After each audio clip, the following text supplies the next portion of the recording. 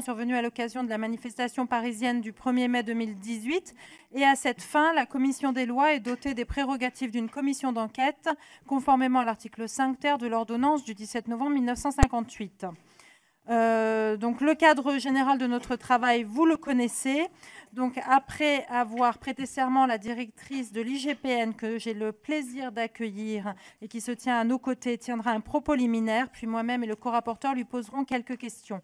Elle y répondra et à nouveau, chaque groupe politique pourra poser 3 questions et si nous avons le temps, nous ferons un deuxième tour de table. Je vous précise que notre prochaine audition est à 21 h et donc voilà le cadre temporel dans lequel nous nous inscrivons. L'audition est ouverte à la presse à nouveau et diffusée en direct sur la chaîne parlementaire. Et je vous rappelle, mais ça, tout le monde, je pense là à l'esprit, qu'une information judiciaire concernant une partie des faits dont nous sommes saisis a été ouverte le 23 juillet, ainsi que je vous en ai fait lecture, ainsi que je vous en ai informé en vous faisant lecture de la lettre de Madame la garde des Sceaux. Donc, Madame la directrice, avant de procéder à votre audition, je vais vous faire prêter serment conformément aux dispositions de l'article 6 de l'ordonnance du 17 novembre 1958 relatif aux commissions d'enquête. Je vous demande de prêter le serment de dire la vérité, toute la vérité, rien que la vérité. Il faudrait... Je le jure. Je vous remercie. Vous avez souhaité faire un propos liminaire. Nous vous écoutons. Merci Madame la Présidente, Mesdames et Messieurs les députés. Je voudrais en quelques minutes vous faire un petit chrono des saisines de l'Inspection générale de la police nationale. Le 19 juillet de cette année, le ministre de l'Intérieur a saisi l'Inspection générale de la police nationale en vue de réaliser sous 8N une étude sur les règles auxquelles est aujourd'hui soumis l'accueil des observateurs sur une opération de police et les conditions dans lesquelles messieurs Benalla et Crasé ont été autorisés à assister au service d'ordre du 1er mai. J'ai confié cette étude à mon adjoint, monsieur Michelin, et au cabinet des inspections, des études et des audits. L'IGPN a ensuite été saisie le même jour par le préfet de police en vue de réaliser une enquête administrative, cette fois, sur la communication à des tiers de la vidéoprotection produite par la préfecture de police. J'ai confié cette enquête administrative à la délégation de l'Inspection générale de la police de Paris. Enfin, le 20 juillet, l'IGPN a été saisie par le parquet de Paris d'une enquête judiciaire, cette fois-ci, dans le cadre d'une co-saisine globale avec la brigade de répression de la délinquance de la personne de la police judiciaire de Paris pour des faits de violation du secret professionnel et recel et pour avoir fait accéder à des personnes non habilitées aux images de vidéoprotection. J'ai confié cette dernière enquête judiciaire à la Division nationale des enquêtes. Il me paraissait important de vous faire précisément le point sur les 3 saisines de l'Inspection générale de la police judiciaire en 2 jours, le 19 et 20 juillet dernier. Pour être tout à fait complète, je voudrais également préciser que l'Inspection générale de la police nationale a reçu un signalement de violence policière le 3 mai à 2h13. Les recherches que j'ai effectuées samedi dernier sur la base d'informations que j'avais reçues nous ont permis de retrouver ce signalement de violence policière le 3 mai à 2h13. Le signalant était un jeune homme qui n'était pas témoin des faits, mais qui relayait une vidéo trouvée sur Internet. Et il l'a bien relayée comme étant des violences policières. Pour ce témoin, comme pour les agents qui ont exploité ces images, il n'y avait pas de doute que les protagonistes fussent des policiers. Les agents de l'Inspection générale relèvent qu'il s'agit d'effectifs en civil, intervenant avec des effectifs en tenue, comme ça peut tout à fait être le cas lors de maintien de l'ordre. Ils relèvent que les gestes techniques de police en intervention sont assez mal maîtrisés, mais ils ne détectent pas de violence illégitime. La plateforme n'a ensuite enregistré aucun signalement relatif à ces faits, ni d'un témoin direct, ni d'une des deux personnes qui, sur la vidéo, ont fait l'objet de l'usage de la force. Et il n'y a eu en aucun cas contestation de la cause ou allégation de blessures qui aurait objectivement porté la question de la proportionnalité de l'usage de la force et dès lors de son illégitimité. À aucun moment il n'a été question que les deux personnes en civil n'appartiennent pas aux forces de sécurité intérieure. Et entre le 2 mai et le 18 juillet, aucun signalement n'est parvenu sur la plateforme pour évoquer la présence de M. Benalla et de M. Kras, place de la Contresparc. 2 autres signalements ont été portés à la connaissance de l'inspection générale sur ces faits de maintien de l'ordre du 1er mai. Ils ont été tous les deux pris en compte parce que pour le premier, nous avions une victime qui est venue déposer plainte à l'inspection générale. Et pour le deuxième, nous avions une photo qui n'était pas très explicite et qui a été adressée à une des directions d'emploi intervenant en l'espèce à la direction centrale des CRS. Donc sur ce maintien de l'ordre, nous avons eu 3 signalements, chaque fois sur des faits reprochés à des policiers. Et encore une fois, le 3 mai 2018, c'est ainsi que cela a été traité, c'est bien ainsi que le témoin nous a envoyé le lien avec la vidéo qui est parue aujourd'hui dans tous les médias. Voilà, ce sont donc les 4 sujets sur lesquels je peux parler du travail de l'inspection générale, à cette limite près évidemment que l'enquête judiciaire, elle, est protégée par le secret et que évidemment je ne pourrais rien en dire. Merci. Est-ce que vous souhaitez développer votre propos sur ces 4 points ou est-ce que vous préférez qu'on vous pose des questions? Alors, une fois n'est pas coutume, on va laisser mon co-rapporteur commencer et j'enchaînerai avec mes questions.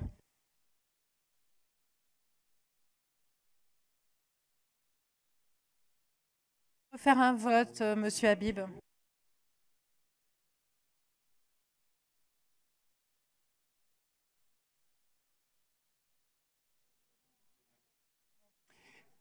Madame la chef du service de l'inspection générale de la police nationale, quand serez-vous en mesure de communiquer à notre commission d'enquête les termes de vos rapports administratifs s'agissant des 2 saisines administratives sur lesquelles vous travaillez? Comme je l'ai dit, monsieur le rapporteur, la lettre de mission du ministre de l'Intérieur nous fixe un délai de 8 jours. Il nous a fixé un délai de 8 jours jeudi dernier, donc nous allons arriver à une remise du rapport jeudi ou vendredi ou plus tard. En ce qui concerne l'enquête administrative, elle a démarré, des auditions sont en cours, elle va demander de nombreuses investigations, de nombreuses auditions. Donc, je ne peux pas m'engager aujourd'hui sur la durée d'une enquête administrative.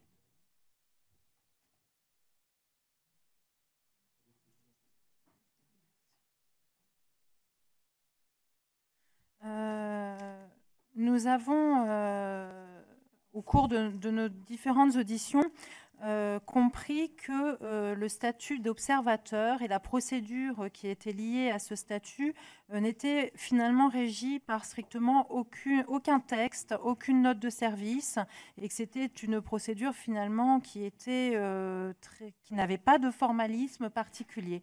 Est-ce que vous me confirmez ce point ? Je le confirme tout à fait, Madame la Présidente. Aucune note relative à la présence d'observateurs extérieurs à l'institution policière lors d'opérations de maintien de l'ordre ne semble exister. Nous avons retrouvé l'instruction du directeur général de la police relative au maintien de l'ordre dans la police nationale, mais elle est récente, elle est du 21 avril 2017, mais elle n'aborde pas le sujet. Ce qu'on peut en retenir en creux, c'est que les acteurs policiers du MO sont le directeur du service d'ordre et le chef de secteur opérationnel, et que selon le paragraphe 3.2.3, il est indiqué clairement que seuls les personnels actifs de la police nationale peuvent être engagés dans des opérations de maintien de l'ordre public. Donc, en creux, cela pourrait vouloir dire que c'est le responsable du service d'ordre qui peut autoriser la présence d'un observateur sur le terrain. Deuxième chose, il nous est quand même apparu de manière assez claire qu'il y a peu de sujets sur cette question et peu d'interrogations sur cette question. C'est-à-dire que lorsque nous sommes allés voir un certain nombre de responsables de service, un certain nombre d'acteurs d'un certain niveau, aussi bien à la préfecture de police qu'en sécurité publique en province, ça fait assez peu de doutes et les choses sont assez claires que c'est le préfet ou son cabinet qui est compétent pour autoriser des observateurs à suivre des opérations de service d'ordre et plus encore de maintien de l'ordre. Alors, tous les observateurs ne se valent pas. Évidemment, selon la sensibilité du maintien de l'ordre ou la personnalité de l'observateur, ça peut monter plus ou moins haut dans la hiérarchie, mais on est toujours au niveau d'un préfet ou d'un directeur opérationnel. Et ça ne pose question à personne. C'est le bon sens qui prime. Alors,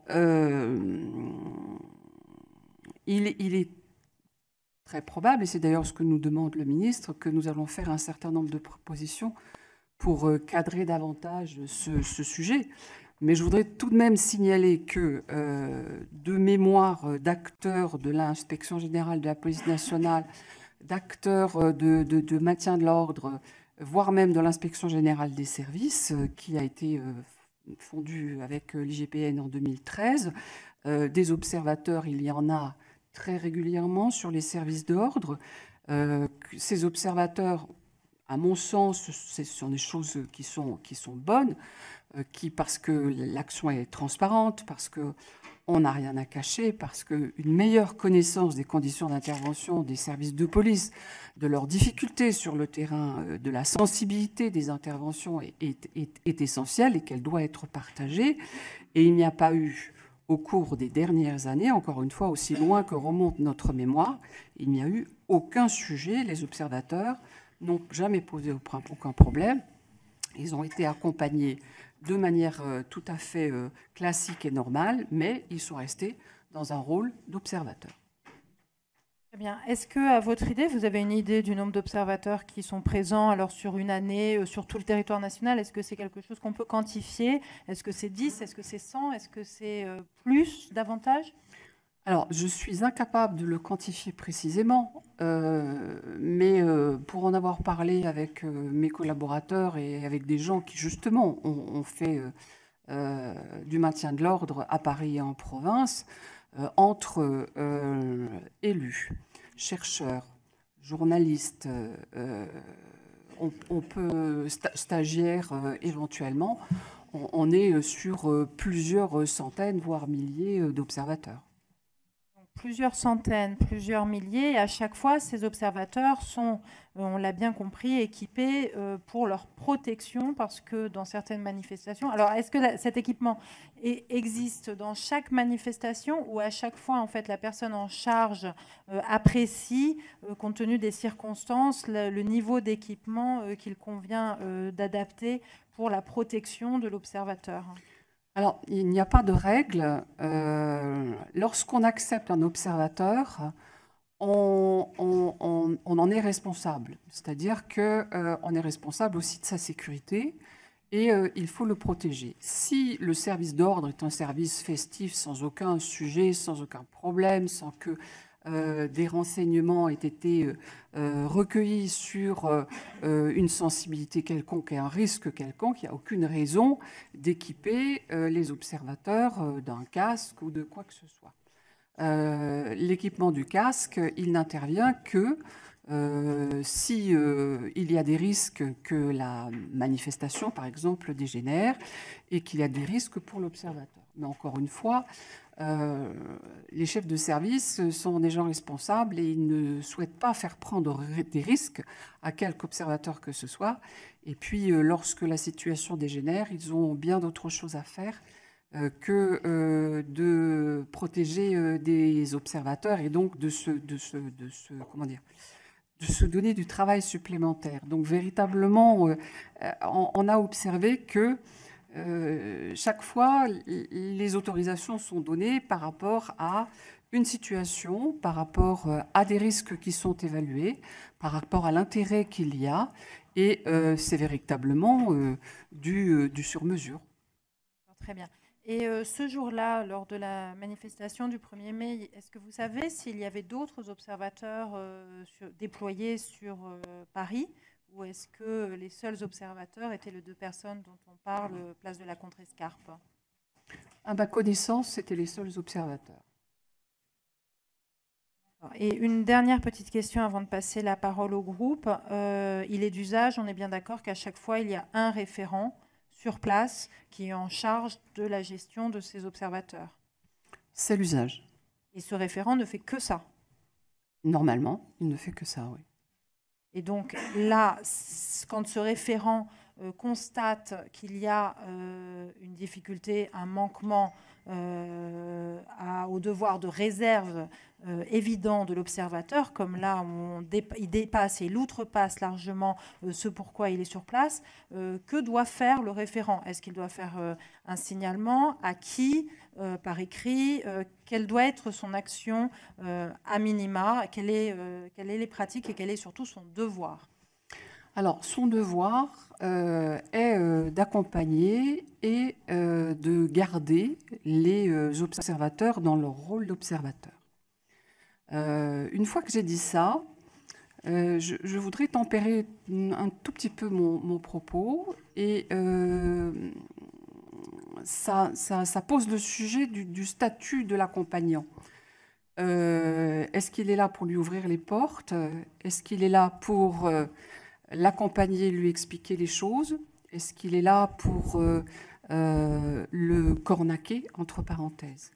Je pense que ce qui a péché dans cette affaire, c'est que l'accompagnant était, comment dire, statutairement, l'accompagnant, il est à 2 corps et 7 grades en dessous du contrôleur général Slimona qui lui donne des ordres. Et il est, par rapport à M. Benalla, à un monde de M. Benalla. Et je pense qu'il y a une chose que l'on nous allait... Un monde. Un monde. Ça suscite l'interrogation. Si Qu'est-ce que vous entendez par là, madame? Ils sont pas sur la même planète, effectivement, comme vous le dites, monsieur le député. L'un est major de police et l'autre travaille au château. Donc, on ne peut pas considérer qu'ils sont complètement sur le même niveau. Et donc, ce que nous allons évidemment proposer, c'est de donner non pas un statut, mais un rôle à ces accompagnants, l'accompagnant des observateurs, de manière à ce qu'ils aient la légitimité. Et la légitimité, elle se gagne par exemple par le grade pour accompagner des observateurs et ne pas simplement être encore une fois chauffeur ou ouvreur de porte. Alors, mais sur le plan, quelle aurait dû être son attitude voyant un comportement inapproprié? Moi, j'aurais souhaité, en tant que chef de l'inspection générale, qu'il puisse les retenir, qu'il puisse leur dire « votre place n'est pas là », qu'il puisse leur dire « vous n'intervenez pas, vous êtes en train comment dire, d'interférer ». Et j'aurais aimé que cet accompagnant ait encore une fois la légitimité pour pour les arrêter finalement, hein, pour leur dire qu'à ce moment-là, il faut se retirer. Ils n'avaient rien à faire dans la mêlée, il fallait revenir sur une place qui était une place d'observateur. J'entends, mais qu'est-ce qu'il aurait dû faire? Parce que là, vous me parlez, vous auriez aimé qu'il puisse intervenir, mais en étant simplement spectateur, n'ayant pas la possibilité d'intervenir, aurait-il eu au moins la possibilité de signaler les faits dont il avait été témoin? Bien sûr, bien sûr. Qui n'a pas été fait à votre connaissance? Il aurait pu faire un compte-rendu et rendre compte de ces faits. Il ne l'a pas fait à ma connaissance, mais encore une fois, l'enquête judiciaire est en cours.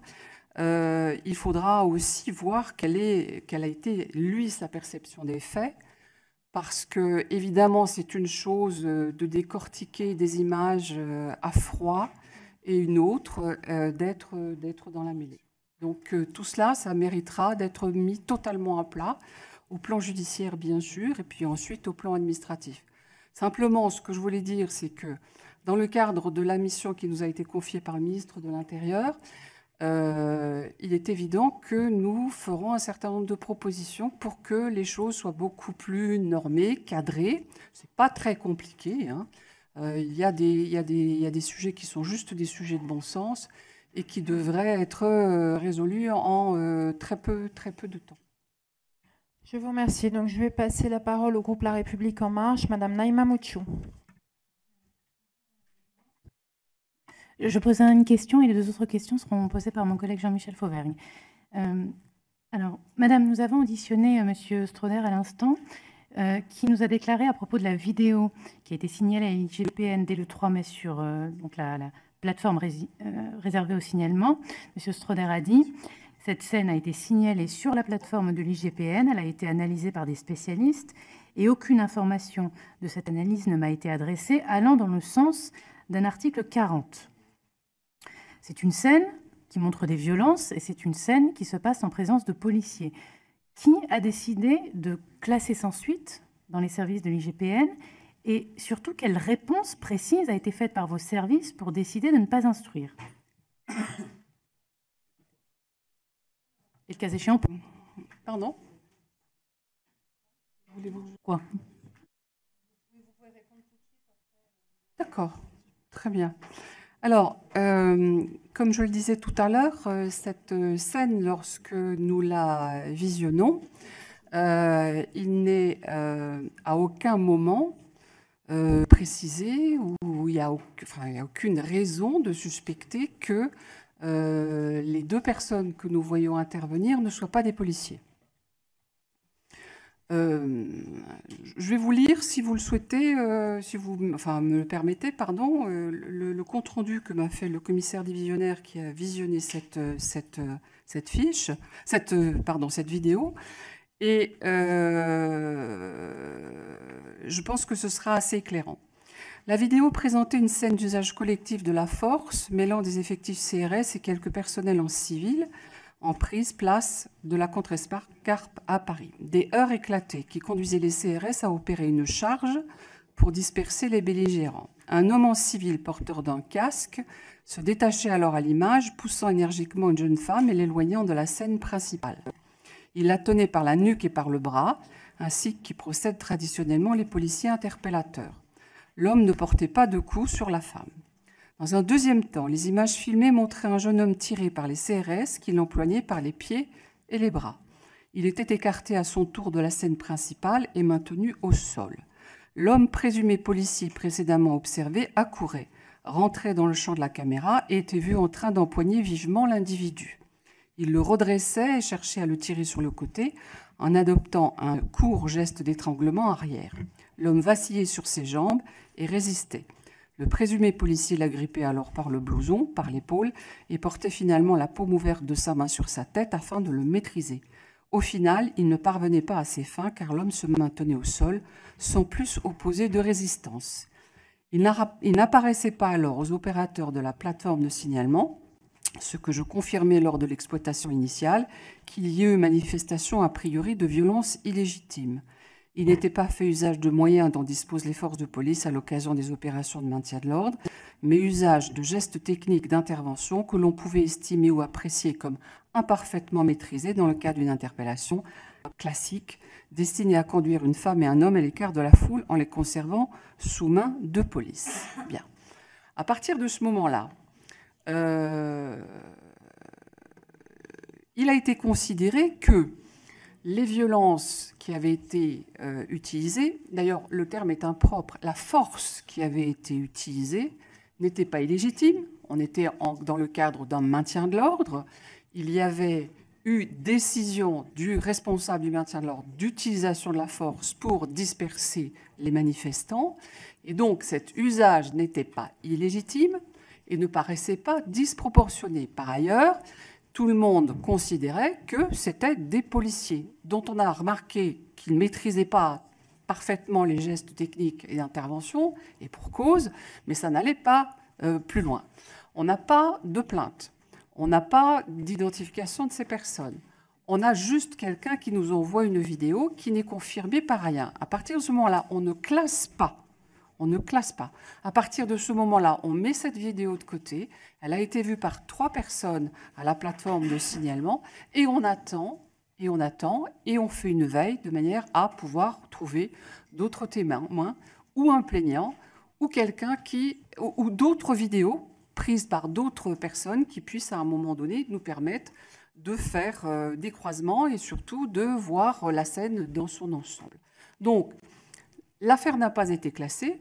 Elle a été mise de côté, mais encore une fois, nous n'avions aucune raison de penser que ces 2 personnes n'étaient pas des policiers. Nous avions des raisons de penser qu'elles n'étaient pas très efficaces, ce qui est un autre sujet. Le sujet dans cette affaire-là, pour l'inspection générale, ça n'est pas un problème d'utilisation de la force, ce n'est pas un problème de violence, c'est un problème, c'est la question de savoir si cette force est légitime. Nous considérons qu'elle est légitime, sauf que, on la considère comme légitime si c'est des policiers qui la mettent en œuvre.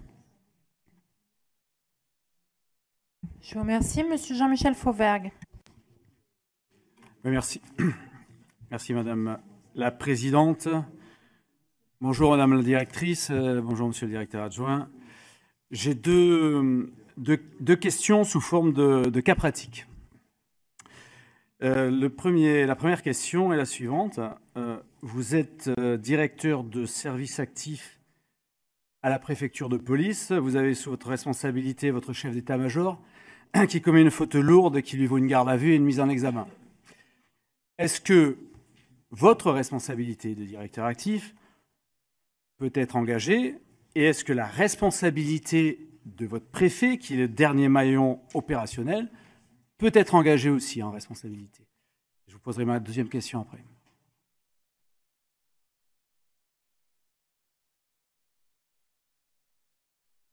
Il y a 2 responsabilités, la responsabilité pénale et la responsabilité administrative.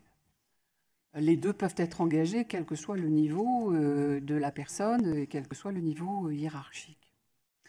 La responsabilité pénale d'un directeur des services actifs quand un agent commet une faute individuelle, c'est-à-dire qui n'est pas liée à sa fonction mais qui est liée à une décision qu'il a prise lui-même, ne peut pas être engagée. La responsabilité administrative d'un directeur peut être engagée s'il n'a pas fait tout ce qui était de son devoir de faire et que la faute individuelle peut éventuellement avoir été commise justement parce que le cadre n'était pas suffisant. Je dois à la vérité de dire que les responsabilités hiérarchiques sont engagées lorsque tous les éléments du manquement ont bien été étayés et ont bien été prouvés. Elle n'est pas automatique sous prétexte qu'il y aurait une erreur qui aurait été faite. Voilà. Sinon, on est responsable de tout et plus personne ne prend de responsabilité. Je ne sais pas si j'ai répondu à votre question. Ah, mais je pense que ça concerne toute la ligne hiérarchique. Voilà, ça marche. Oui, ok, merci pour cette réponse. Je note qu'on ne peut pas non plus se désengager directement de sa responsabilité aussi. La deuxième cas pratique, vous êtes toujours directeur actif à la préfecture de police. En compagnie de votre préfet, vous avez connaissance d'une vidéo qui montre des violences. Et vous savez que ça n'est pas un policier qui est sur la vidéo. Est-ce que vous êtes en obligation, puisque vous voyez des violences, est-ce que vous êtes en obligation d'en faire part aux autorités judiciaires ou non? Et si oui, ce qui me semble... si oui, pouvez-vous avoir recours pour ce faire à l'article 40, que vous soyez préfet ou directeur actif? La lecture de l'article 40 donne la réponse. Moi, je ne peux que me référer à la loi. Toute autorité qui a connaissance d'un crime ou un délit peut et est tenue de le dénoncer, de le signaler.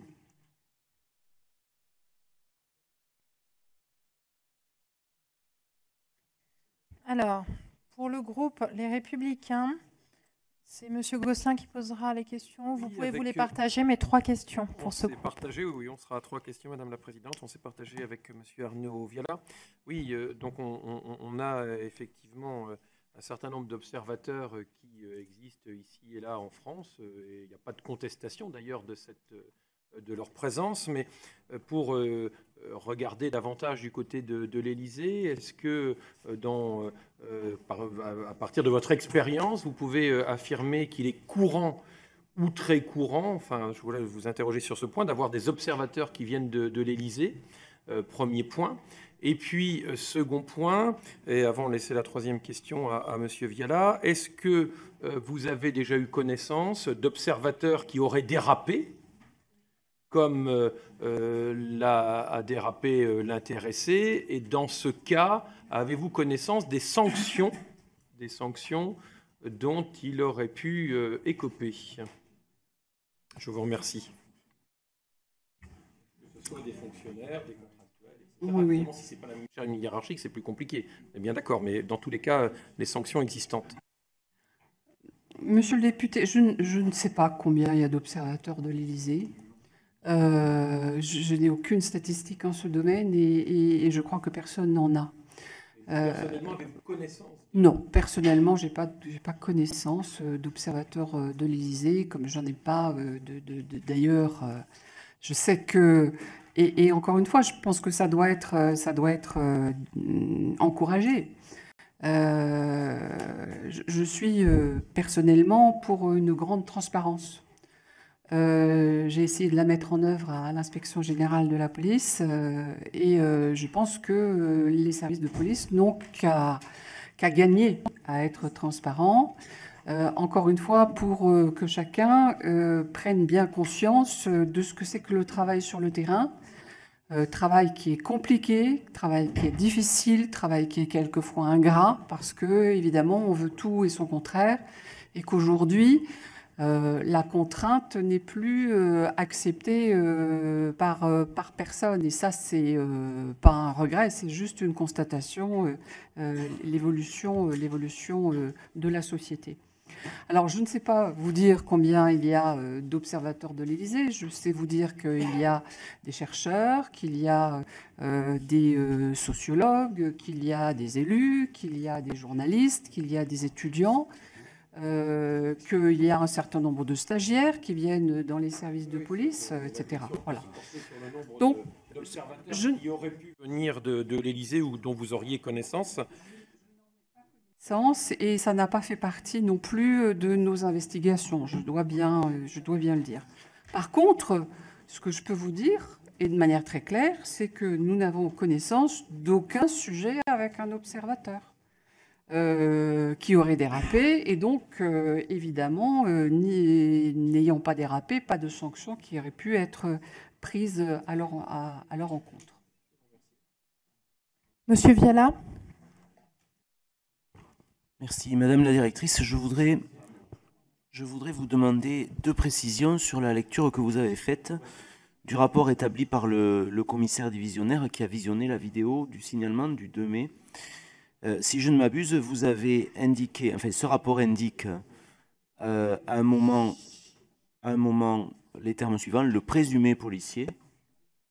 Et puis ce rapport fait également état du fait que les gestes utilisés pour contenir donc les manifestants ne témoignent pas d'une grande maîtrise de ces gestes. Est-ce que ça signifie que le commissaire qui a visionné cette vidéo a émis des doutes quant au fait que la personne qu'on voit sur la vidéo était réellement un policier? Non, pas du tout. Je me rends compte que cette lecture peut être un petit peu, comment dire, ambiguë. Le rapport a été fait avant-hier. Ce rapport, il n'y a pas eu de rapport fait au moment du visionnage, autre qu'une fiche technique qui est faite par les agents de la plateforme. Et dans cette fiche technique, il n'y a rien d'autre que mauvaise maîtrise des GTPI. GTPI, gestes techniques, police d'intervention. Le rapport que je vous ai lu, c'est le rapport qui a été fait par le commissaire divisionnaire Brisé il y a 2 jours, puisque vendredi, j'apprends que un signalement aurait été fait à l'IGPN. Le bruit devient assez récurrent. Donc, vendredi soir, je demande à ce que l'on revoie tous les signalements autour du 1er mai. Un collaborateur direct, qui est tellement direct qu'il est assis derrière moi, revient samedi de Saint-Malo pour revisionner toutes ces images, rechercher ce signalement. Il le trouve et son adjoint, qui a donc visionné la vidéo le 5 ou le 6 mai, me fait ce rapport avant-hier. Donc, effectivement, il parle de présumés policiers parce qu'entre-temps, on a appris que ça n'était pas des policiers. Je vous remercie. Pour le groupe MoDem, Madame Wiśniewski. Oui, Madame la Présidente, je vous remercie.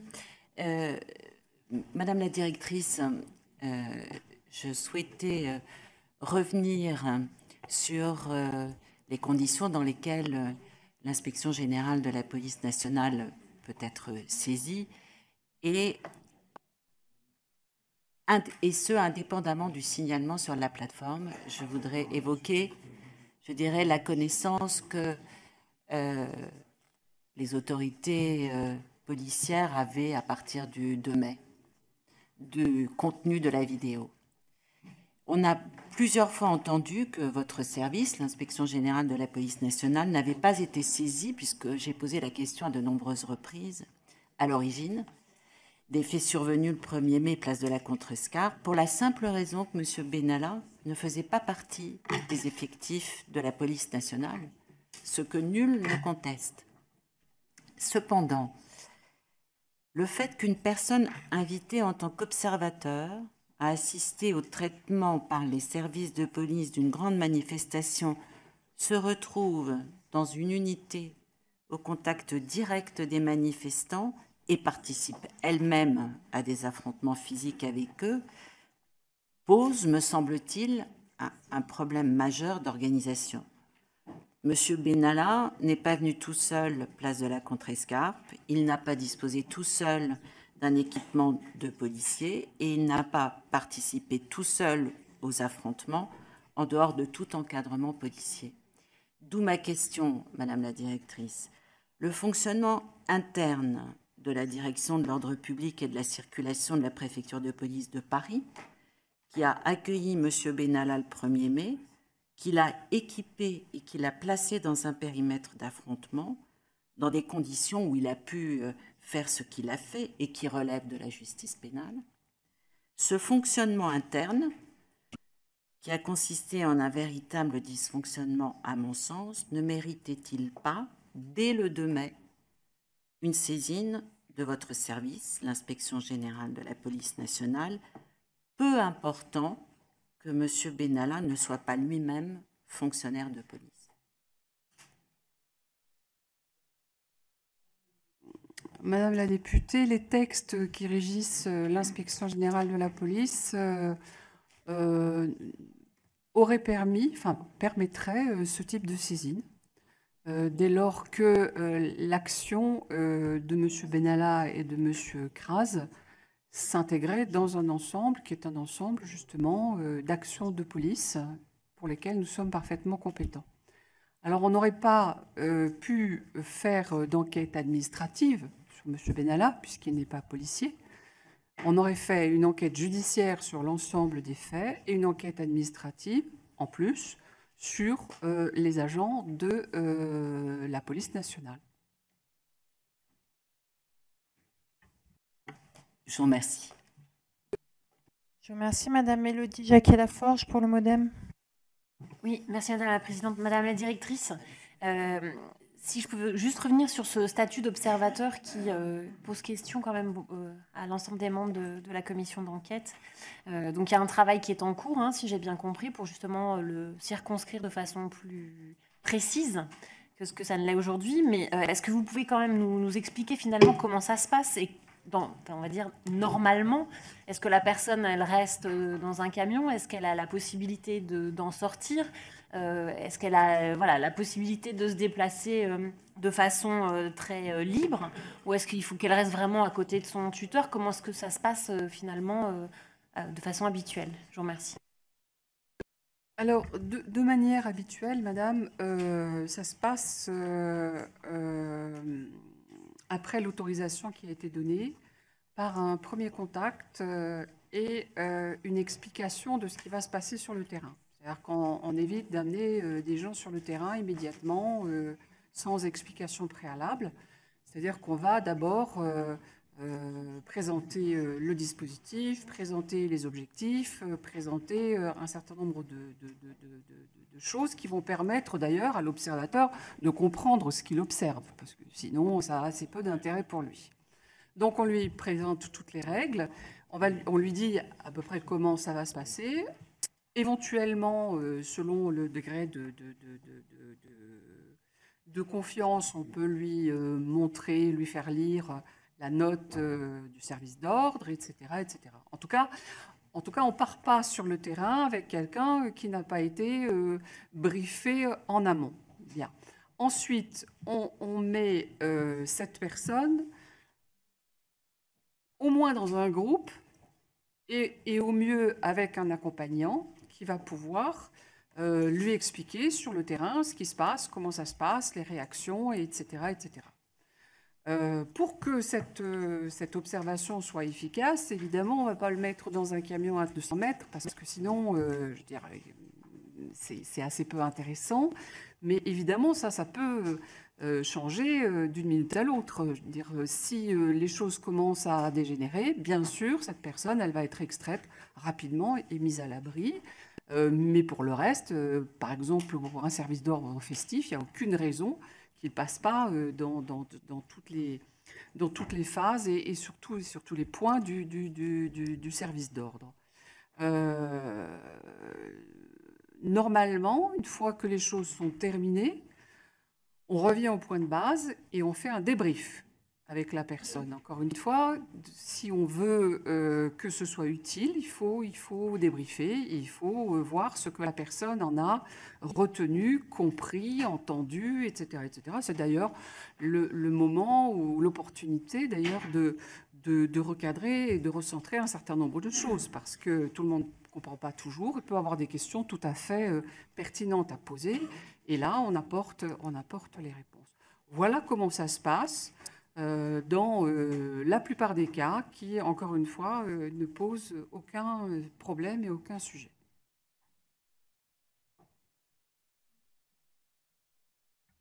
Pour le MoDem, une dernière question. Je suis désolée parce que comme j'en profite, on a une dernière question. Voilà. C'est un débriefing qui est uniquement oral ou il y a des traces écrites? Là aussi, je suis désolée, je vais être obligée de dire ça dépend. Et vous ne faites pas la même chose avec un élu et avec un chercheur, par exemple. Avec un chercheur, ça peut se poursuivre et ça peut donner lieu à la rédaction d'un compte-rendu, ça peut donner lieu à la rédaction d'une thèse qui va être revue, qui va être relue, etc.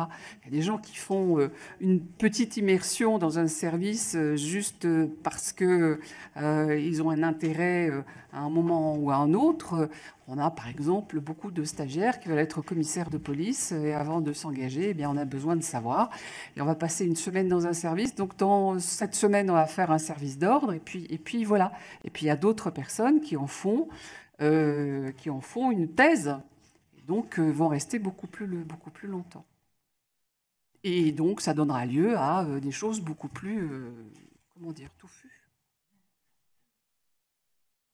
Je vous remercie. Pour le groupe UDI, j'avais 2 intervenants, donc j'en ai 3 questions. Vous choisissez. Donc j'ai Meyer Habib, Maïna Sage et Jean-Christophe Lagarde, s'ils le souhaitent, pour 3 questions. Merci Madame la Présidente. Madame la Directrice, dans les vidéos que nous découvrons il y a quelques jours, on voit M. Benalla exfiltrer brutalement une dame de la manifestation et un homme qui semble être maîtrisé, entouré et encerclé par des officiers ou des agents de police, être mis à terre, battu par M. Benalla. Il l'aurait d'ailleurs déclaré que les forces de police étaient débordées, ce que la vidéo ne semble pas indiquer. Mais il semble, d'après ce que j'ai compris de vos déclarations et des informations qu'on lit dans la presse, que il y a eu des signalements auprès de vos services, un signalement au moins auprès de vos services, que celui-ci n'a pas donné suite. Et j'ai du mal à comprendre que ce soit le cas.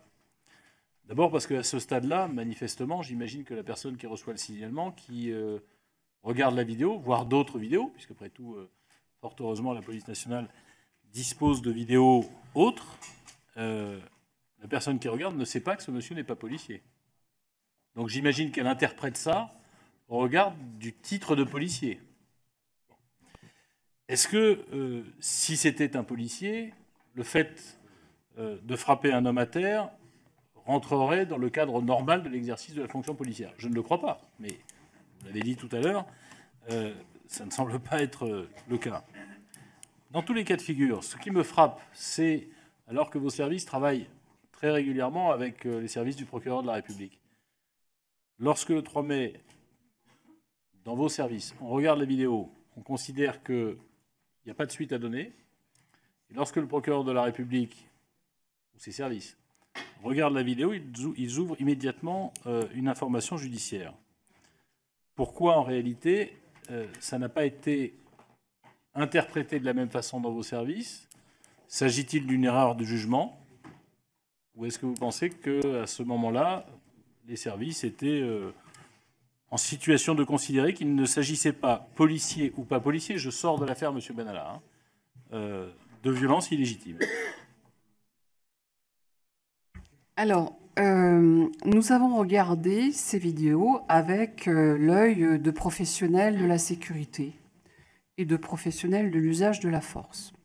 Je l'ai dit, pour nous, les gestes techniques et d'intervention n'étaient pas merveilleusement bien maîtrisés, et pour cause.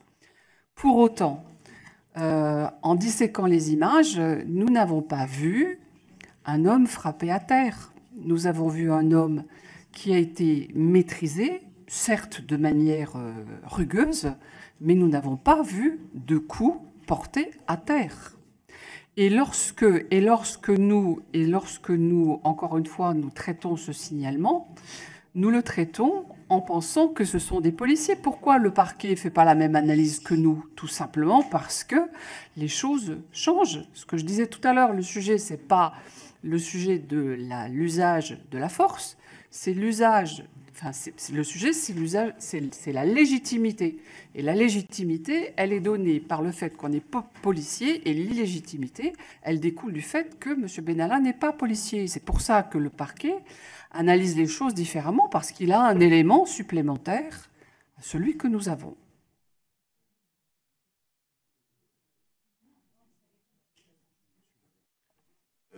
Madame la directrice, je voulais revenir un peu tout à l'heure dans vos propos liminaires. Vous avez parlé du château. Vous avez parlé de façon naturelle de la différence de grade.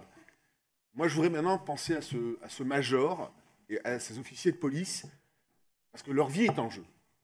Eux, ils sont là, ils ont quelqu'un qui vient du château, dont on ne connaît pas réellement, on ne sait pas qui est, évidemment, M. Benalla.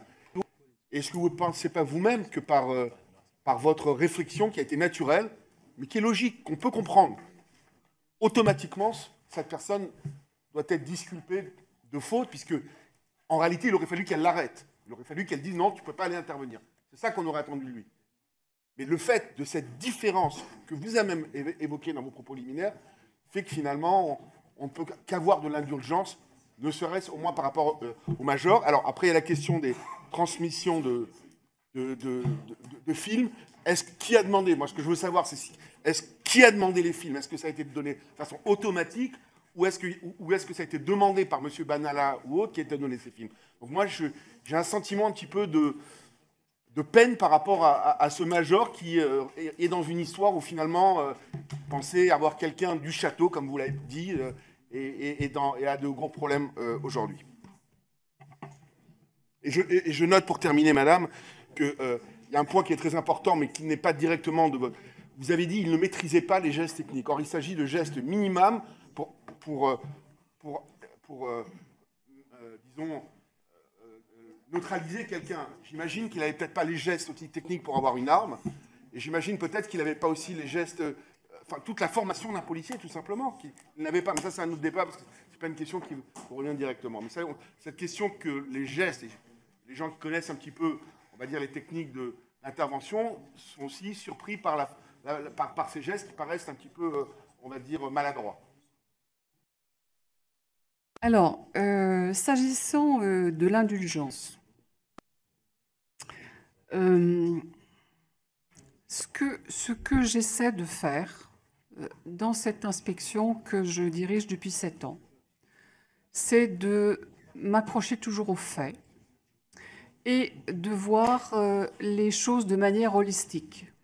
Je fais toujours rire mes collaborateurs quand je leur dis holistique, c'est-à-dire on voit les choses dans leur globalité, c'est-à-dire on voit l'ensemble des points. Ça n'est pas moi qui vais être indulgente ou non indulgente avec les agents. Ce n'est pas moi qui vais siéger en conseil de discipline. Par contre, ma responsabilité, c'est de faire une enquête qui soit, encore une fois, globale et qui amène tous les points qui devront être, à un moment donné, pris en compte pour qu'au niveau administratif, disciplinaire, je ne parle que du disciplinaire, là je ne parle pas du judiciaire bien sûr, pour que la décision elle puisse être la plus juste, équitable, proportionnée possible. Il est évident qu'on ne pourra pas ne pas prendre en compte le fait que le major n'était peut-être pas complètement prêt à assumer ce travail d'accompagnement d'un observateur qui est allé plus loin que ce qu'il devait aller. Sur la question de savoir qui a demandé les vidéos, là je vais m'en tirer avec une pirouette en vous disant que malheureusement c'est dans l'enquête judiciaire et que je ne peux pas en parler. Pardon ? Oui. Mais vous pourrez peut-être le juger comme une pirouette, c'est normal, et donc je ne peux pas en parler, même si je suis tout à fait d'accord avec vous, hein, c'est un sujet qui est un sujet très important. Et enfin, sur la maîtrise des GTPI, je n'ai pas là la fiche qui a été faite par ceux qui ont vu la vidéo le 5 ou le 6 mai. Mais en fait, oui, ils ont trouvé qu'avec leur œil de spécialiste, hein, que tout le monde n'a pas, qu'il y avait là quelques petites choses qui n'étaient pas magnifiquement maîtrisées. Et des gestes qui n'étaient pas tout à fait professionnels. On voit qu'il y a des gestes qui ont dû être écrits à la télévision, si vous voulez, dans les feuilletons, mais ils ont dit très précisément pas de violence, mais gestes mal faits. Voilà. À partir de ce moment-là, on considère que sans plaignant, sans précision, sans blessure, sans etc., eh bien, on va garder cette affaire. Et encore une fois, elle n'est pas classée, hein. On va la garder, on va attendre de voir s'il y a d'autres éléments qui vont arriver. Ce qu'il faut que vous sachiez, c'est que quelquefois, on a des plaintes 6 mois, 8 mois, 9 mois plus tard.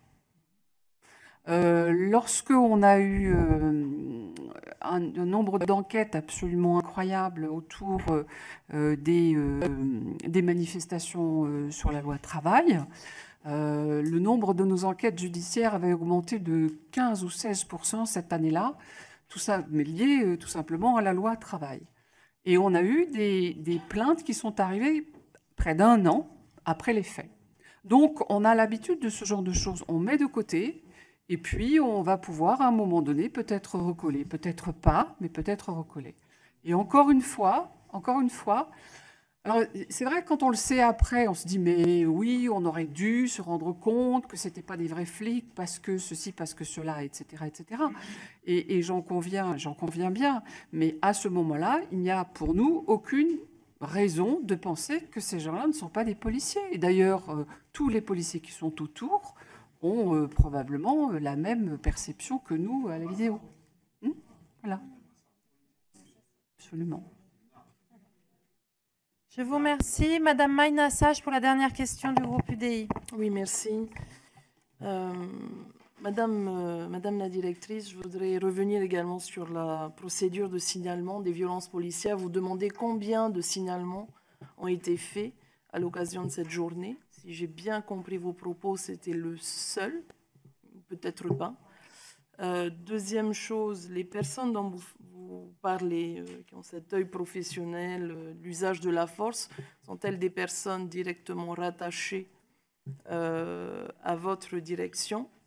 Et cela m'interpelle parce que, effectivement, vu de l'extérieur, vous avez ce regard avisé, mais vu de l'extérieur, ce sont des images qui sont assez, voilà, assez choquantes, je pense, pour que les personnes les signalent et qu'elles soient réalisées par des professionnels ou un observateur. Le résultat quand même reste le même. Et ma question, c'était de savoir, une fois ce signalement fait, vous remarquez effectivement qu'il y a des gestes qui ne sont pas tellement professionnels. Est-ce qu'il y a un suivi derrière? Est-ce qu'il y a une information qui est faite auprès du groupe de policiers qui sont sur place, puisqu'on arrive à les identifier, on voit dans les images qui sont numérotées, entre guillemets. Est-ce que vous faites un retour auprès de l'équipe qui était en place pour pouvoir partager avec eux, échanger sur ce signalement? Et enfin, je voudrais ici que vous nous affirmiez qu'à cette date du 5 et 6, au regard des déclarations que nous avons eues hier, et par le ministère de l'Intérieur, et par la préfecture de police, et par M. Gibelin, que vous n'étiez totalement pas au fait que ces personnes concernées n'étaient pas des membres de l'équipe qui était en place. Oui, Madame la députée, je vais essayer de répondre à l'ensemble de ces questions. D'abord, pour vous donner quelques chiffres sur le nombre de signalements qui arrivent à l'inspection générale. Alors, nous avons mis en place cette plateforme de signalement le 2 septembre 2013 à l'occasion de la fusion entre l'inspection générale des services et l'inspection générale de la police nationale. Ce que nous voulions à ce moment-là, c'est rendre l'inspection générale plus accessible à la population, considérant que la police est au service de la population, la police des polices devait l'être également. Donc nous avons créé des délégations supplémentaires, nous en avons créé 5, et puis pour répondre aux besoins du tout venant, nous avons mis en place cette plateforme de signalement, qui est armée actuellement de 6 personnes. Elles font partie évidemment complètement de l'inspection générale de la police nationale et sont dans une unité de coordination des enquêtes.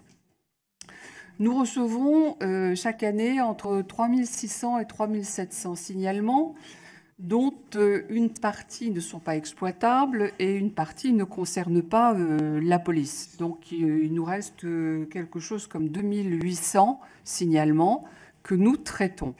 Sur ces 2800 signalements, près de la moitié concernent des faits de violence présumée. C'est le reproche qui est le plus fait à la police d'avoir, enfin d'être violente, d'avoir des violences disproportionnées. Donc ça tourne autour du sujet de l'usage de la force. Bien. Depuis le début de l'année jusqu'au 23 juillet, nous avons recueilli 472 signalements concernant ce que les déclarants appellent des violences ou des pratiques brutales ou indélicates. Sur ces 472 signalements, il y en a 102 qui ont été envoyés dans les services pour information. C'est-à-dire qu'on leur dit voilà ce qu'on a appris, voilà ce qu'on a entendu, nous vous demandons de vérifier et nous vous demandons de débriefer.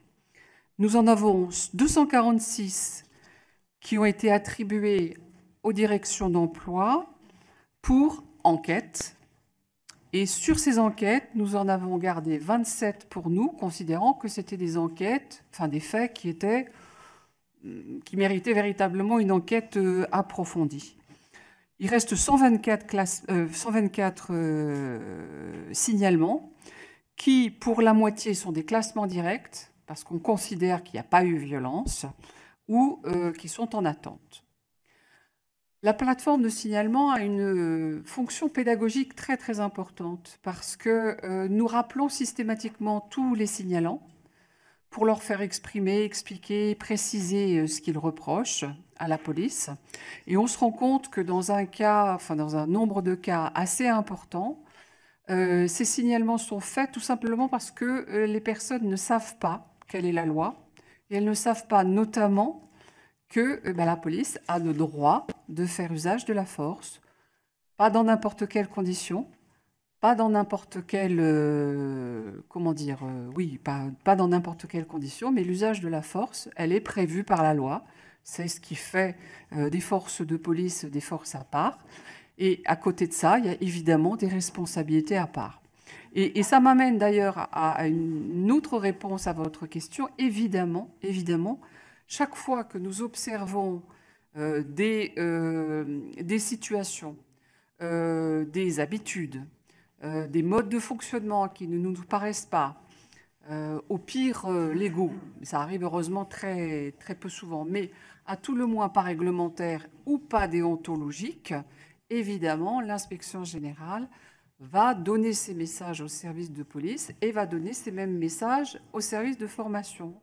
Nous avons mis un groupe de travail en place, un groupe pérenne, où tout ce que nous observons dans nos enquêtes, dans nos études, dans nos inspections, est rapporté, analysé et rapporté tous les 3 mois à un groupe de formation avec lequel nous avons des échanges. C'est-à-dire que ce que nous voyons sur le terrain, eh bien, ça devient transformé en message pédagogique dans les écoles.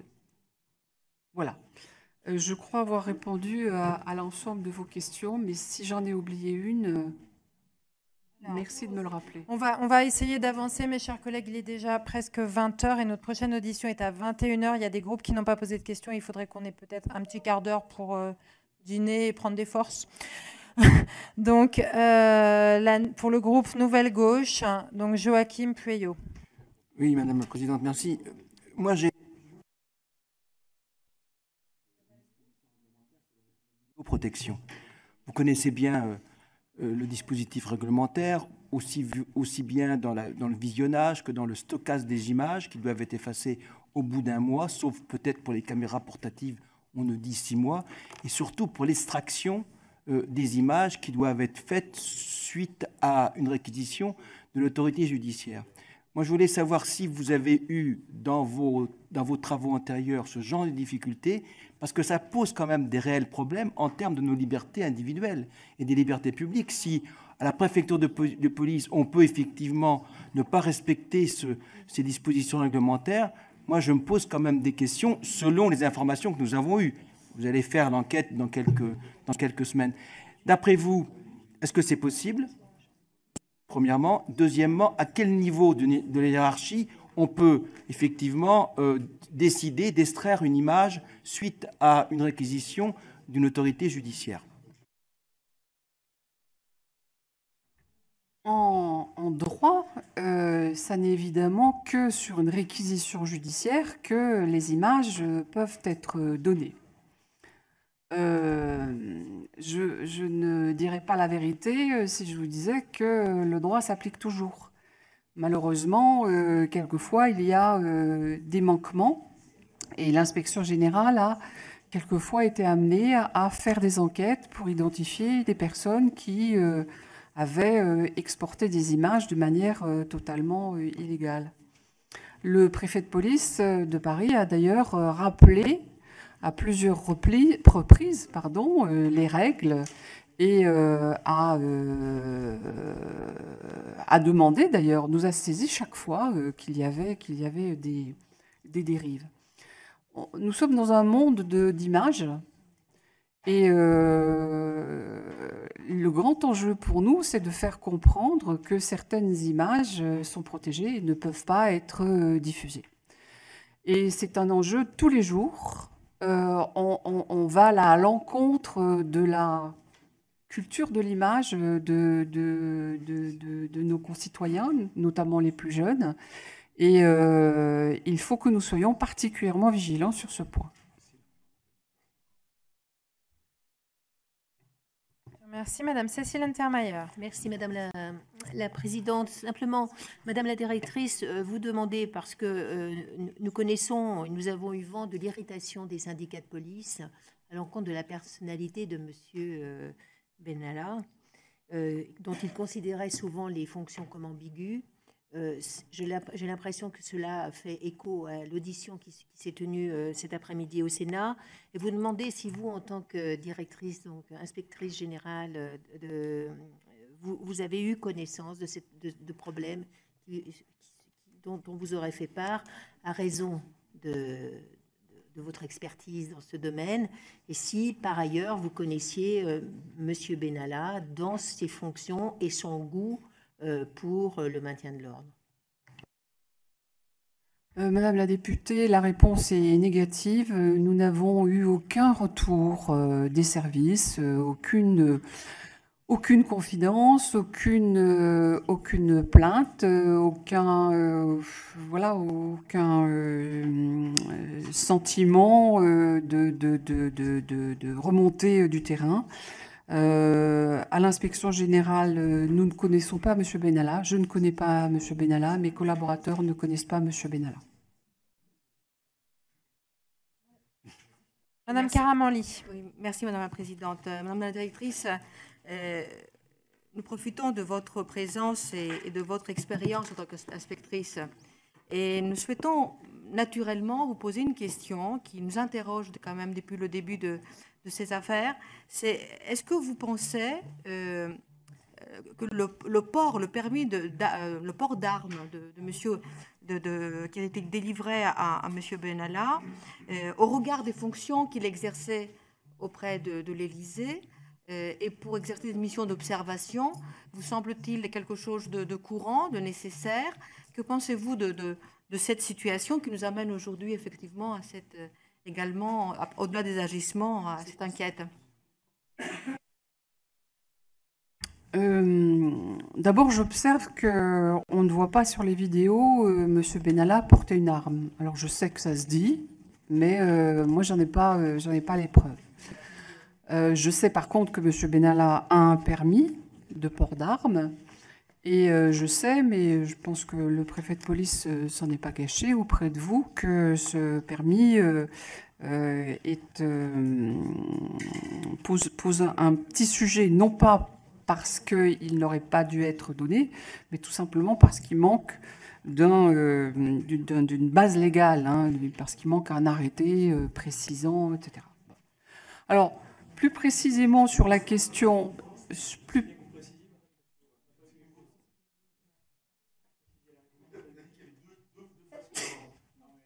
Alors, oui, donc... Alors, attendez. Seule la parole à la directrice de l'inspection générale. Donc, est-ce que vous pouvez préciser?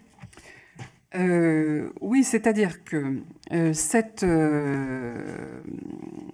ce permis de port d'armes se repose, la base légale, c'est un arrêté, qui est un arrêté normalement entre le ministère de l'Intérieur et les ministères concernés pour définir la catégorie dans laquelle se trouve la profession du demandeur. Bien. L'Élysée n'est pas un ministère. Donc, il n'y a pas ce type d'arrêté. Voilà. C'est un sujet que nous allons travailler avec le ministère de l'Intérieur et notamment avec la direction des libertés publiques et des affaires juridiques.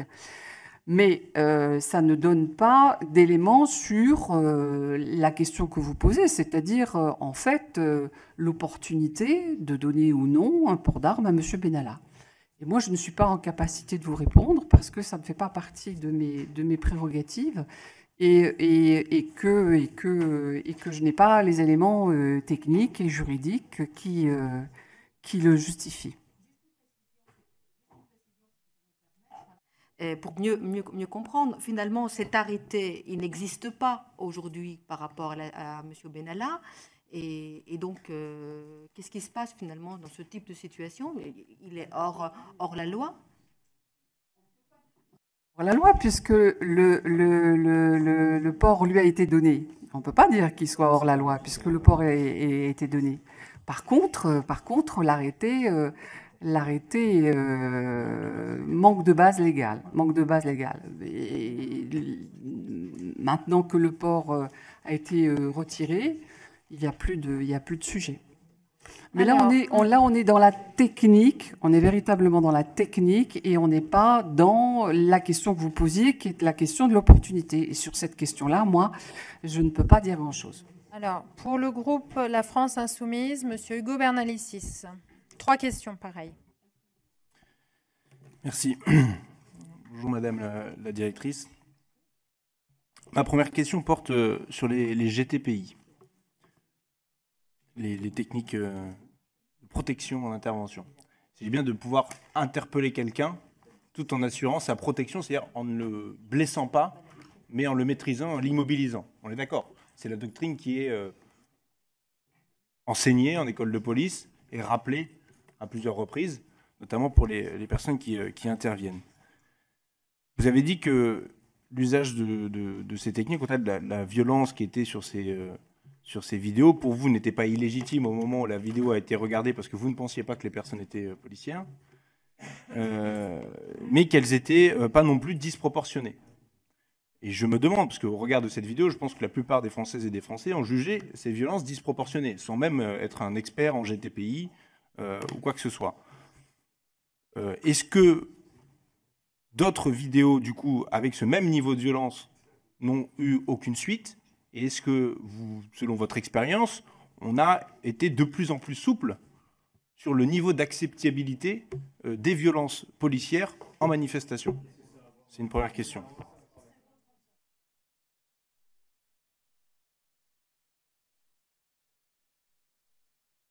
Alors, très brièvement, c'est plutôt l'inverse. C'est plutôt l'inverse. Le niveau d'acceptabilité, il a diminué, mais de manière considérable. Considérable au cours des années précédentes. Il y a une société qui évolue, il y a une police qui évolue, et évidemment, tout ça y participe. Deuxième question, M. Bernalicis. Vous pensiez que sur la vidéo, il n'était pas... c'était des policiers. Vous ne saviez pas qu'ils n'étaient pas policiers sur la vidéo. Néanmoins, vous avez visiblement une fiche technique en lien avec cette vidéo le 3 mai, si je ne dis pas de bêtises, après les signalements, qui met la fiche en attente. Hein, vous avez expliqué tout à l'heure qu'il y avait celle qui était renvoyée dans les services, en attente, celle qui était classée et celle que vous gardiez, vous, sous votre responsabilité directe. Pourquoi n'avez-vous pas envoyé cette vidéo au service en question, puisque visiblement, quand on voit toute la scène, y compris, on voit qu'il y a plein de policiers autour qui sont incapables de répondre. C'est quand même une vidéo où on voit un plan assez large, On sait identifier quelle est la CRS qui est présente sur place. On sait identifier un certain nombre d'intervenants. Pourquoi n'avez-vous pas fait passer cette vidéo dans le circuit de questionnement, d'interrogation aux services concernés? Parce que on parle bien de juste l'après 1er mai. Parce que je ne considère pas que l'usage de la force pour les services de police est systématiquement synonyme de violence illégitime. Il y a eu le 1er mai près de 300 interpellations. Je ne pense pas qu'il y en ait eu une qui se soit passée de manière simple. Monsieur, suivez-nous, on va aller en contrôle de police. Ce sont des interpellations qui sont des interpellations où il y a usage de la force, encore une fois. Et je ne considère pas qu'il y a systématiquement un soupçon d'illégitimité, d'illégalité ou de disproportionnalité. Là, on a regardé ces images, encore une fois, je l'assume, hein, je ne les ai pas vues, mais je l'assume parfaitement. Il y a 3 agents qui ont regardé ces images, dont un commissaire divisionnaire, et qui ont considéré que ça n'était pas tout à fait les règles de l'art, mais qu'il n'y avait pas de violence illégitime dès lors qu'ils pensaient, et rien ne permettait de ne pas le penser, qu'il s'agissait de policiers. Dernière question. Bien. Je suis un peu interloqué par votre réponse, Madame la Directrice, mais c'est pas grave. Troisième question sur, finalement, l'autosaisine. On sait qu'il y a des vidéos, des fois, circulent sur Internet, l'IGPN s'autosaisit d'un certain nombre de faits.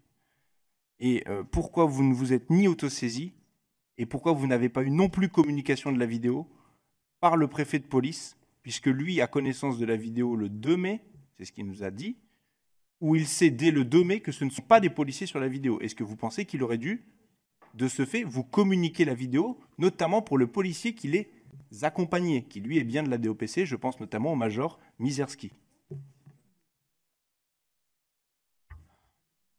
La première partie de la question appelle la même réponse. Je vous dis pourquoi on n'a pas signalé, tout simplement parce qu'on a considéré que les éléments n'étaient pas réunis pour un signalement. Première chose. Le préfet de police aurait pu effectivement nous envoyer cette vidéo.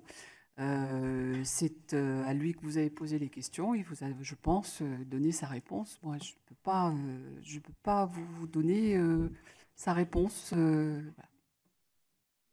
Je vous remercie. Alors pour le groupe GDR, Madame Huguette Bello. Merci Madame la Présidente. Madame la Directrice, l'IGPN reçoit un signalement le 3 mai à 2h13. Nous avons appris que l'Élysée et le ministère de l'Intérieur ont connaissance de la vidéo le 2 mai au matin.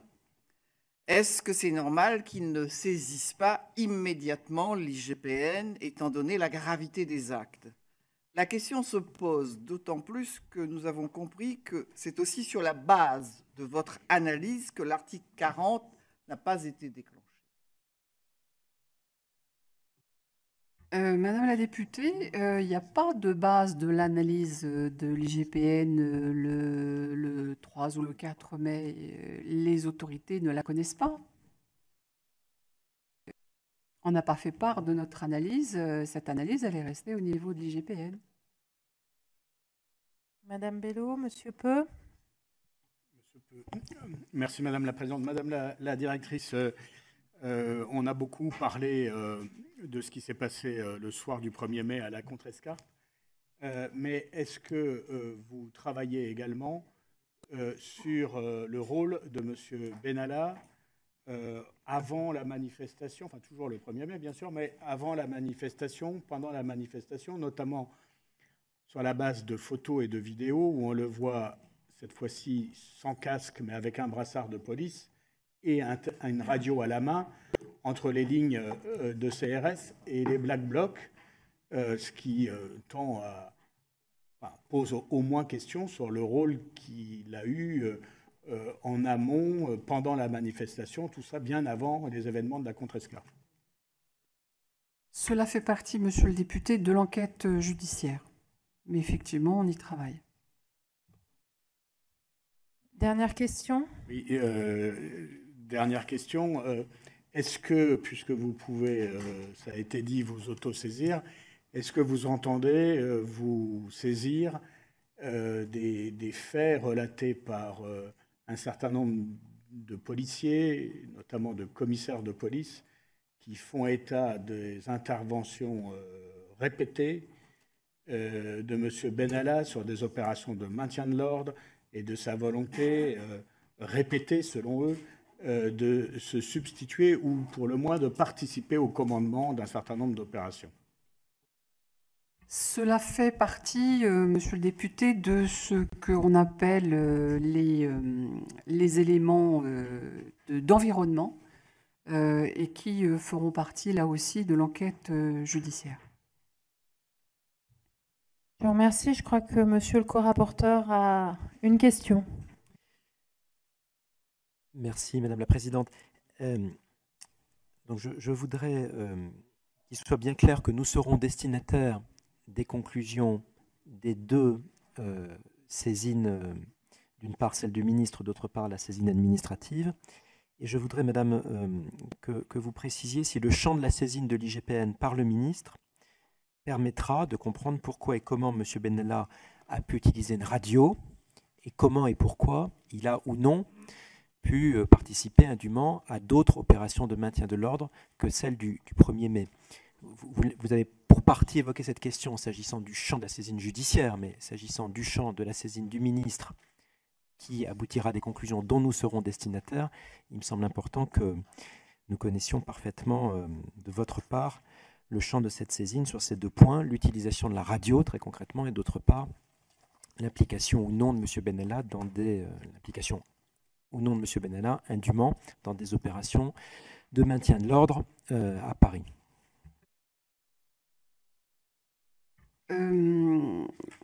S'agissant de la radio, je pense qu'elle rentre dans le champ de l'enquête judiciaire. Mais évidemment, on posera la question de manière générale sur l'ensemble des équipements dont M. Benalla bénéficiait. Lorsque je dis l'ensemble des équipements, c'est pour simplement dire que la question c'est qu'est-ce qu'on peut donner à un observateur et qu'est-ce qu'on ne peut pas donner à un observateur. Et je mettrai sur le même niveau des effets siglés police, une radio et un brassard police. Donc je ne peux pas vous garantir précisément de pouvoir dire d'où venait cette radio, mais en tout état de cause, dans le rapport d'étude commandé par le ministre, la question des effets sera évoquée de manière générale parce que, évidemment, c'est un sujet central. Et puis alors après, je ne sais plus la deuxième question. Pardonnez-moi. La question portait sur le champ de ce rapport à caractère administratif avec deux branches, la radio, vous venez d'y répondre, et une seconde branche, celle de la participation ou non de M. Benalla à des opérations de maintien de l'ordre en dehors même de celle du 1er mai. Ça ne rentrera pas dans le champ de l'étude, mais ça rentrera bien dans le champ de l'enquête administrative et de l'enquête judiciaire. Merci, madame. Et j'ai noté une dernière question de M. Guillaume Vuittet, sauf si d'autres veulent encore prendre la parole, mais Guillaume Vuittet. Merci, madame la présidente. Madame la directrice, on parle beaucoup de M. Benalla et on ne parle peu de M. Kras. Parce que M. Benalla, en définitive, il avait reçu un accord dont le préfet de police a jugé qu'il relevait davantage du copinage malsain, si je me souviens bien du terme qui avait été employé. Mais M. Kras, il arrive avec M. Benalla et M. Benalla, lui, il dit simplement c'est mon accompagnateur, c'est mon collaborateur, et puis voilà. Ce qui veut dire que lui, il n'a l'accord de personne pour participer à quoi que ce soit. Est-ce que, une fois ce constat, d'une part, comment cela vous paraît-il normal qu'il ait été du coup accueilli par les forces de police sur place et par la personne qui l'avait, par le major qui devait accompagner M. Benalla? Et ensuite, ne pensez-vous pas que ça aurait dû motiver de la part du préfet de police une autre réaction que celle qu'il a eue en matière, là, pour le coup de l'article 40, parce que là, on n'était pas du tout dans le schéma de quelqu'un qui avait mal fait une mission d'observation qui lui avait été confiée. Il est évident, monsieur le député, que monsieur Kras fait aussi partie des sujets sur lesquels nous travaillons sur l'ensemble des 3 saisines. C'est vrai qu'on parle beaucoup de monsieur Benalla. J'ai à plusieurs reprises cité le nom monsieur Kras parce que il fait partie des questions que nous nous posons, évidemment, sur chacun des thèmes qui ont été balayés pour monsieur Benalla. Je vous remercie. Madame Nicole Dubré-Chirat. Merci Madame la directrice. J'avais une question qui ressemblait à celle de mon collègue tout à l'heure sur la vidéo.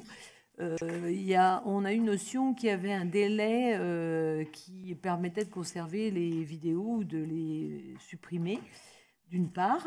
Donc, est-ce qu'il y a réellement un délai? Est-ce que cette vidéo aurait toujours dû être disponible au 18 juillet, puisque c'est au bout de presque 2 mois? D'une part, il me semblait que la durée était d'1 mois. Et d'autre part, quelles sont les conditions requises pour que quelqu'un réclame cette vidéo? Est-ce qu'il y a des critères précis? Est-ce qu'il y a une procédure précise? Ou est-ce que n'importe quelle personne peut venir réclamer une vidéo pour s'en servir? À quelle utilisation? Madame la députée, vous parlez bien de la vidéoprotection de la ville de Paris, de la préfecture de police, pardon.